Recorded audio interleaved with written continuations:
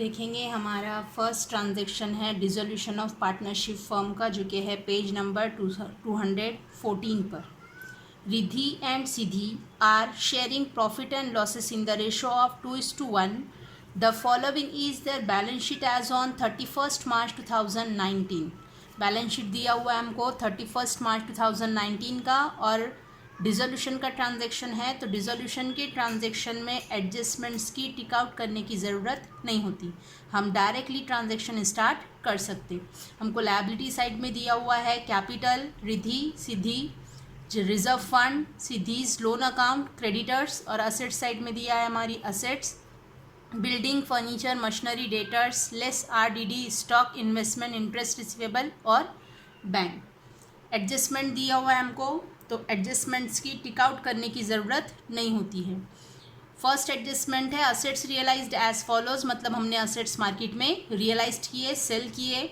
Machinery ₹22,000, building ₹28,000, stock ₹38,000 and debtors ₹15,000। Next है number second adjustment, Riddhi took over the investment at 10,000 and furniture at book value. Next, Siddhi agreed to accept 3,000 in full settlement of her loan account. Next, dissolution expenses amounted to ₹4,000. और last adjustment है interest receivable could not be recovered. Prepare realization account, partners capital account, Siddhi's loan account and bank account. यहाँ पर हमको bank दिया हुआ है तो हम प्रिपेयर करेंगे बैंक अकाउंट। अगर कैश मेंशन करता था तो हम प्रिपेयर करते थे कैश अकाउंट। तो यहाँ पर हमारा ट्रांजैक्शन कंप्लीट हुआ है। अब देखेंगे हम उसको सॉल्व कैसे करना है। अब सॉल्व करने के लिए यहाँ पर मैंने प्रिपेयर की हूँ accounts, realisation account, partners capital account, cash और बैंक अकाउंट और सिद्धीज लोन अकाउंट। तो हमको एडजस्टमेंट की टिक आउट नहीं करना है, हम डायरेक्टली सॉल्व करेंगे ट्रांजैक्शन, जिसमें हम देखेंगे हमारा क्वेश्चन में हमको जो भी हमारी असेट्स और लायबिलिटीज़ है, जो भी हमारी बैलेंस शीट है, वो बैलेंस शीट की एज इट इज़ कॉपी करना है हमको रियलाइजेशन अकाउंट में। फर्स्ट हम ट्रांसफ़र करेंगे लायबिलिटीज़ रियलाइजेशन अकाउंट की क्रेडिट साइड और असेट्स रियलाइजेशन अकाउंट की डेबिट साइड। जिसके अकाउंट प्रिपेयर है वो ट्रांसफ़र करना है अकाउंट में, जिसके अकाउंट प्रिपेयर नहीं है वो ट्रांसफ़र होगा रियलाइजेशन में। तो लायबिलिटी साइड में फर्स्ट आइटम है हमारा पार्टनर्स का कैपिटल। तो पार्टनर्स के कैपिटल के लिए हम ट्रांसफ़र करेंगे पार्टनर्स के कैपिटल अकाउंट में। यहाँ पर हम बताएंगे बाय बैलेंस, दिया हुआ बैलेंस है, इसके लिए वो बैलेंस रहता है हमारा ब्रॉट डाउन, रिद्धि 80,000 और सिद्धि 60,000 60,000। ये हमको दिया हुआ बैलेंस था, हमने एज इट इज़ ट्रांसफ़र किए। नेक्स्ट है हमारा रिजर्व फंड। रिजर्व फंड है, जनरल रिजर्व है, प्रॉफिट एंड लॉस है, या कोई भी फंड है तो वो डिस्ट्रीब्यूट करते हैं हम पार्टनर्स को उनके रेशो में। पार्टनर्स को डिस्ट्रीब्यूट करेंगे रेशो में तो हम बताएंगे लायबिलिटी है तो लायबिलिटी का बैलेंस रहता है क्रेडिट बैलेंस, इसके लिए रिजर्व फंड हम ट्रांसफ़र करेंगे पार्टनर्स कैपिटल की क्रेडिट साइड रिजर्व फंड। अब रिजर्व फंड हमको मेंशन किया हुआ है 16,000 16,000, तो 16,000 रुपया डिस्ट्रीब्यूट करना है हमको उनके रेशो में। फर्स्ट हम डिस्ट्रीब्यूट करेंगे 16,000, ये है हमारा रिजर्व फंड, वर्किंग नोट,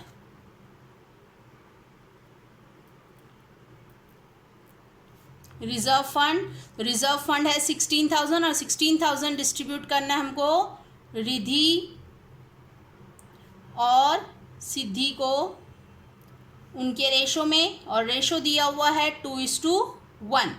2:1 है, मतलब 2 और 1 3। अगर 3 के लिए 16,000 है तो हम फाइंड करेंगे कि 3 के लिए 16,000, तो 1 के लिए कितना, 3 से डिवाइड कर दो, पर वैल्यू हमारी आ जाएगी। डिवाइड किया हमने 3 से, तो पर 16,000 3 के लिए है, तो 1 के लिए आ रहा है 5,333.33 इंटू 2, तो 2 के लिए आता है 10,667। हम रिद्धि के अकाउंट में बताएंगे 10,667 और सिद्धि के अकाउंट में बताएंगे 5,333। नेक्स्ट है सिद्धीज लोन अकाउंट। तो सिद्धीज लोन अकाउंट है, लेकिन लोन का अकाउंट हमने प्रिपेयर किए हैं, अकाउंट प्रिपेयर किए हैं, तो अकाउंट में ट्रांसफ़र करेंगे हम बाय बैलेंस। ब्रॉट डाउन दिया हुआ बैलेंस था 4000। देखो अकाउंट प्रिपेयर है, इसके लिए हमने ट्रांसफ़र किए अकाउंट में। नेक्स्ट है क्रेडिटर्स। अब क्रेडिटर्स है, लेकिन क्रेडिटर्स का अकाउंट हमने प्रिपेयर नहीं किए हैं। लायबिलिटी हमारी आउटसाइड लायबिलिटीज है, ट्रांसफ़र करेंगे रियलाइजेशन अकाउंट की credit side by liabilities creditors 30,000 30,000। ये हुई हमारी लायबिलिटी साइड की पोस्टिंग। सेम ऐसे ही हमको पोस्ट करना है हमारी असेट साइड। तो असेट साइड में फर्स्ट आइटम है हमारा बिल्डिंग, लेकिन बिल्डिंग का भी अकाउंट हमने प्रिपेयर नहीं किए हैं। तो जितनी भी हमारी असेट्स है सभी असेट्स ट्रांसफ़र करेंगे हम रियलाइजेशन अकाउंट की debit side to assets. First asset है हमारी बिल्डिंग, जो हमारी बुक वैल्यू है वही वैल्यू, मतलब बैलेंस शीट की ही वैल्यू को कॉपी करना है 60,000। नेक्स्ट असेट है फर्नीचर। फर्नीचर है हमारा 24,000। नेक्स्ट असेट है मशीनरी। मशीनरी की वैल्यू हमारी 20,000। नेक्स्ट है डेटर्स। देखो डेटर्स पर आरडीडी है, अगर डेटर्स पर आरडीडी आता है तब हमको डेटर्स की लेना है इनर वैल्यू। इनर वैल्यू है 17,600। अब 17,600 में से आरडीडी यहाँ से माइनस करने की बजाय डायरेक्ट उसको ट्रांसफ़र कर देना है अपोजिट साइड बाय आरडीडी 1,600। तो debit balance minus credit balance वो हो जाता है हमारा 16,000। 17,600 इनर अमाउंट हमने मेंशन किया, उसमें से आरडीडी माइनस करने की बजाय डायरेक्टली मेंशन करना है हमको opposite side by RDD 1,600। Next है स्टॉक। तो स्टॉक भी हमारी एसेट है, उसका भी अकाउंट प्रिपेयर नहीं किए हैं, ट्रांसफ़र करेंगे रियलाइजेशन अकाउंट की डेबिट साइड 40,000। नेक्स्ट है इन्वेस्टमेंट। इन्वेस्टमेंट भी हम ट्रांसफ़र करेंगे रियलाइजेशन अकाउंट की डेबिट साइड 8,000। नेक्स्ट है इंटरेस्ट रिसीवेबल। रिसीवेबल है, मिलना बाकी है 2,000, इसका भी अकाउंट प्रिपेयर नहीं किए हमने बताया रियलाइजेशन की डेबिट साइड। और लास्ट है बैंक अकाउंट, लेकिन हमने बैंक का अकाउंट यहाँ पर प्रिपेयर किए हैं। बैंक का अकाउंट प्रिपेयर किए हैं तो बैंक के अकाउंट में ट्रांसफ़र करेंगे हम amount debit side to balance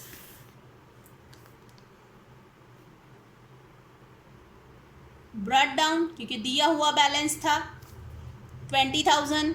asset का बैलेंस डेबिट बैलेंस है, इसके लिए हमने ट्रांसफ़र भी किए बैंक अकाउंट की debit side to balance brought down. ये हुई हमारी बैलेंस शीट की पोस्टिंग। अब देखना है हमको लाइन से हमारी एडजस्टमेंट। एडजस्टमेंट में फर्स्ट एडजस्टमेंट है हमारी the firm was dissolve on 31 March 2019। 31 March 2019 को हमने हमारा बिजनेस जो है वो क्लोज किए। फर्स्ट एडजस्टमेंट है the assets realised as follows. Assets realised हो रही है, मतलब हम बताएंगे कि हमारी second working note assets realised, जिसमें फर्स्ट असेट्स रियलाइज्ड हुई हमारी मशीनरी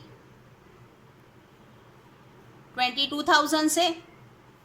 नेक्स्ट है बिल्डिंग। बिल्डिंग रियलाइज्ड हो रही है 28,000 से। नेक्स्ट है स्टॉक। स्टॉक रियलाइज्ड हो रहा है 38,000 से। और नेक्स्ट है डेटर्स। डेटर्स रियलाइज्ड हो रहा है 15,000 से। मतलब हमारी टोटल असेट्स रियलाइज्ड हुई 1,03,000 से। 1,03,000 से असेट्स रियलाइज्ड हो रही है, मतलब ये हमने टोटल चारों भी असेट्स हमने मार्केट में रियलाइज्ड किया और हमारे पास अमाउंट आ रहा है 1,03,000। तो हम बताएंगे हमारे पास अमाउंट आ रहा है, मतलब debit what comes in and credit what goes out. हमारे पास से असेट चली जा रही है, तो असेट चली जा रही है और कैश आ रहा है, तो हम बताएंगे कि अमाउंट की रिसीवर रहेगी हमारी बैंक। बैंक रिसीवर है तो हम बताएंगे डेबिट द रिसीवर, मतलब बैंक अकाउंट को डेबिट देंगे और वहां पर बताएंगे टू रियलाइजेशन अकाउंट, क्योंकि हमने जितनी भी असेट्स है सभी असेट्स ट्रांसफ़र किए हैं रियलाइजेशन अकाउंट में। इसके लिए नाम भी मेंशन किए रियलाइजेशन का, चाहे तो यहाँ पर मेंशन कर दो कि ये हमारी असेट्स रियलाइज्ड की एंट्री हुई। बैंक अकाउंट को डेबिट दिए, नाम रियलाइजेशन का लिखे।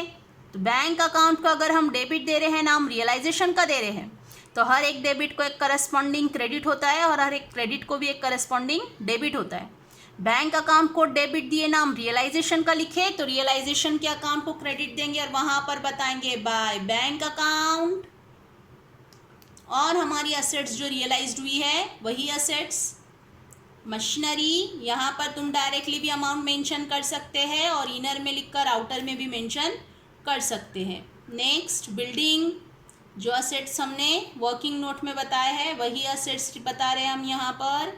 स्टॉक 38,000 और डेटर्स 15,000। दो इफेक्ट करते हैं हम, दो इफेक्ट हमारे हो गए। फर्स्ट इफेक्ट बैंक अकाउंट की डेबिट साइड और सेकेंड इफेक्ट रियलाइजेशन अकाउंट की क्रेडिट साइड। सेकेंड एडजस्टमेंट है हमारी, Riddhi took over the investment at ₹10,000। Investment जो था हमारा 8,000 का वो रिधि टेक ओवर करी है 10,000 से। And furniture at book value, और फर्नीचर जो है वो बुक वैल्यू से, तो फर्नीचर की बुक वैल्यू थी हमारी 24,000। इन्वेस्टमेंट है, फर्नीचर है, दोनों भी हमारी असेट है और दोनों भी असेट टेक ओवर कर रही है रिधि। तो हम भी बताएंगे कि पार्टनर टेक ओवर कर रहा है तो पार्टनर के अकाउंट में।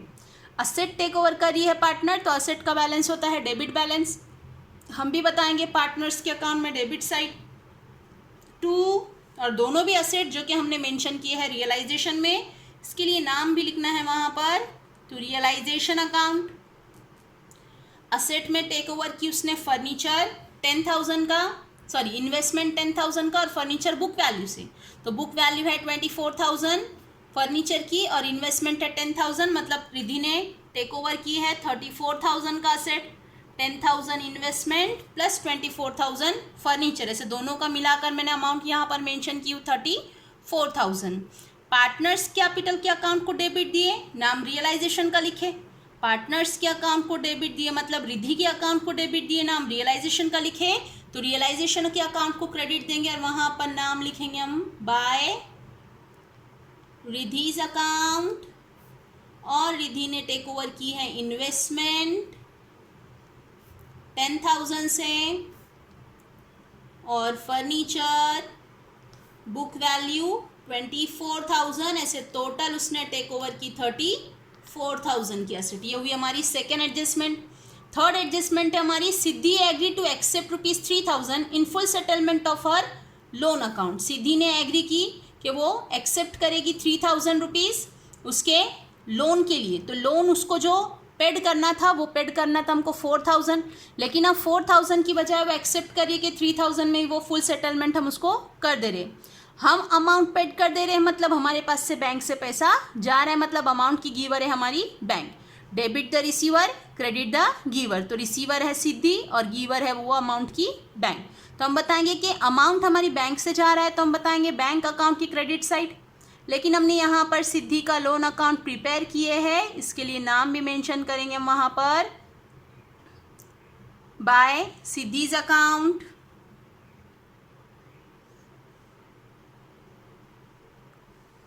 $3,000 बैंक अकाउंट को क्रेडिट दिए, नाम रियलाइजेशन सिद्धीज लोन अकाउंट का मेंशन किए। बैंक अकाउंट को क्रेडिट दिए, नाम सिद्धीज लोन अकाउंट का बताए, तो सिद्धीज लोन अकाउंट को डेबिट देंगे और वहां पर बताएंगे टू बैंक अकाउंट।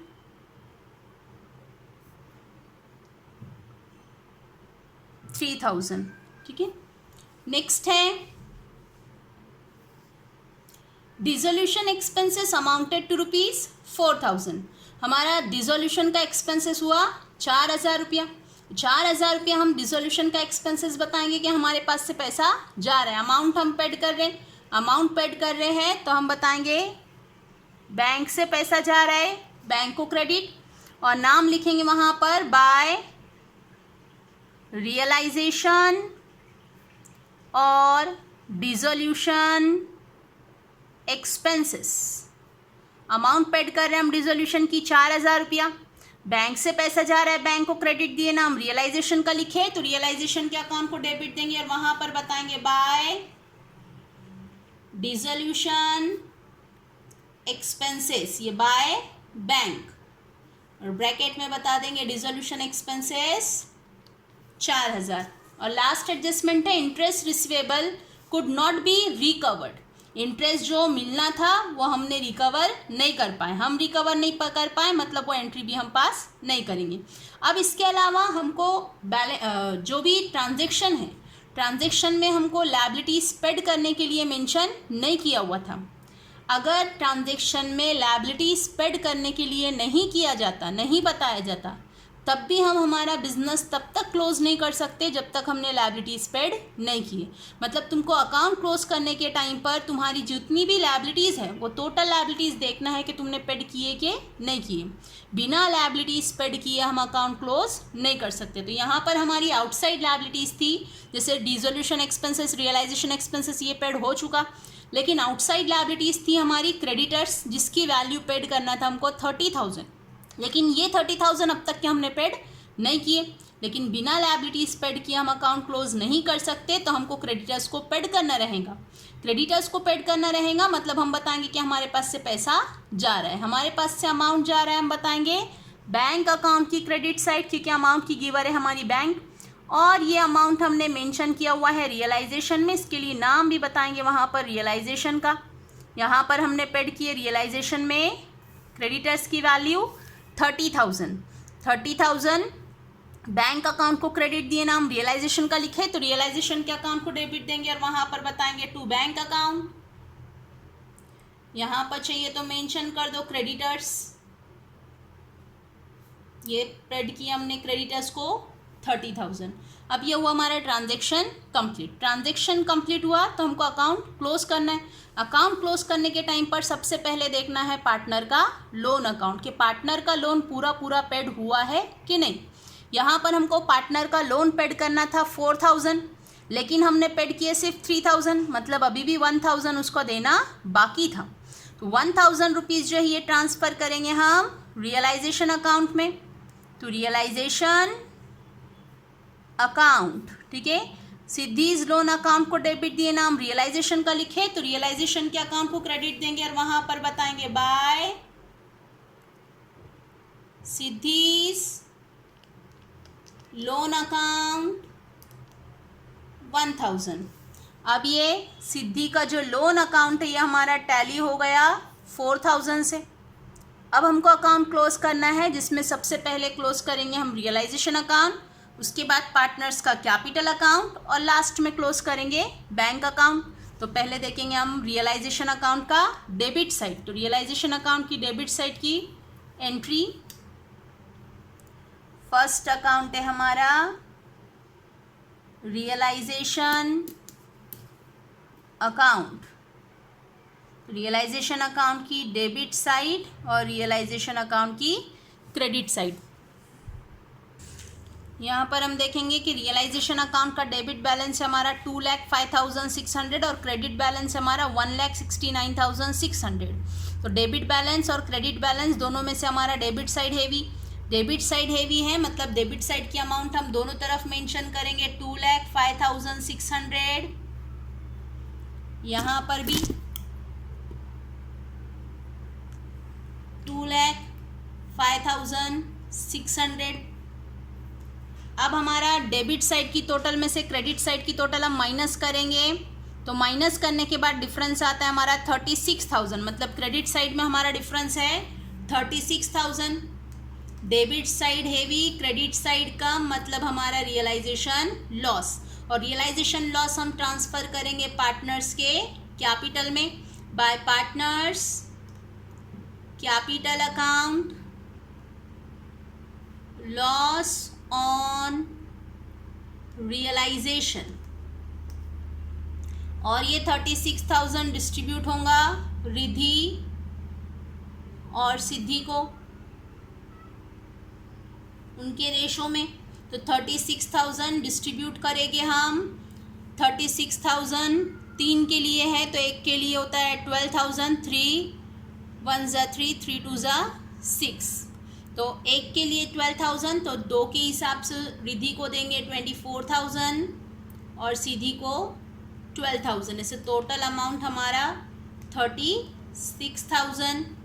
ठीक है, नेक्स्ट रियलाइजेशन के अकाउंट को क्रेडिट दिए नाम पार्टनर्स का लिखे, रियलाइजेशन को क्रेडिट दिए नाम पार्टनर्स का लिखे, तो पार्टनर्स के अकाउंट को डेबिट देंगे और वहाँ पर नाम लिखेंगे हम टू रियलाइजेशन अकाउंट 24,000 और 12,000। ये हो गया हमारा रियलाइजेशन अकाउंट क्लोज। अब नेक्स्ट क्लोज करेंगे हम पार्टनर्स का कैपिटल। तो पार्टनर्स का कैपिटल भी सेम ऐसे ही क्लोज करना है। पहले रिद्धि का कैपिटल देखो, फिर सिद्धि का कैपिटल देखो, डेबिट बैलेंस और क्रेडिट बैलेंस। तो डेबिट बैलेंस और क्रेडिट बैलेंस में हमारा क्रेडिट बैलेंस हेवी है। यहाँ पर देखेंगे रिद्धि का कैपिटल था, डेबिट बैलेंस है 58,000 और क्रेडिट बैलेंस है 90,667। क्रेडिट साइड हेवी है, credit side minus debit side, 58,000 minus करने के बाद उसका डेबिट साइड में अमाउंट कम होता है 32,667। तो हम बताएंगे यहाँ पर कि debit balance heavy, debit balance कम है, डेबिट बैलेंस कम है, ऐसे टोटल होता है 90,667। यहाँ पर भी मेंशन करेंगे हम 90,667 और बैलेंस हमारा ट्रांसफ़र होगा बैंक अकाउंट में। डेबिट साइड में डिफरेंस आ रहा है तो डेबिट साइड में डिफरेंस हमने फाइंड किया, credit side minus debit side, तो डिफरेंस हमारा फाइंड हुआ 32,667। यहाँ पर मेंशन करेंगे 32,667। सेम ऐसे ही सिद्धि का अकाउंट क्लोज करेंगे तो सिद्धि के अकाउंट का क्रेडिट साइड का बैलेंस हेवी है 56,333। यहाँ पर भी मेंशन होगा हमारा 65,333। 65,333 माइनस 12,000 तो हमारा डिफरेंस आता है 53,333। यह ट्रांसफ़र करेंगे हम बैंक अकाउंट में, हमारा बैलेंसिंग फिगर आया। पार्टनर्स कैपिटल के अकाउंट को डेबिट दिए नाम बैंक का लिखे, पार्टनर्स कैपिटल के अकाउंट को डेबिट दिए नाम बैंक का लिखे, तो बैंक के अकाउंट को क्रेडिट देंगे और वहाँ पर मेंशन करेंगे हम बाय रिद्धि कैपिटल अकाउंट 32,667 और बाय सिद्धीज कैपिटल अकाउंट 53,333। अब अकाउंट क्लोज करना है हमको बैंक का, तो बैंक अकाउंट हमारा टैली होना चाहिए और टैली अमाउंट आती है हमारी 1,23,000। यहाँ पर भी टोटल आना चाहिए 1,23,000। तो टैली कर और ट्रांजेक्शन जो है वो हमारा कंप्लीट हुआ। First transaction dissolution of partnership firm का। अगर कुछ क्यूरी आती है आप लोग को तो आप मुझे कमेंट में बता सकते हो।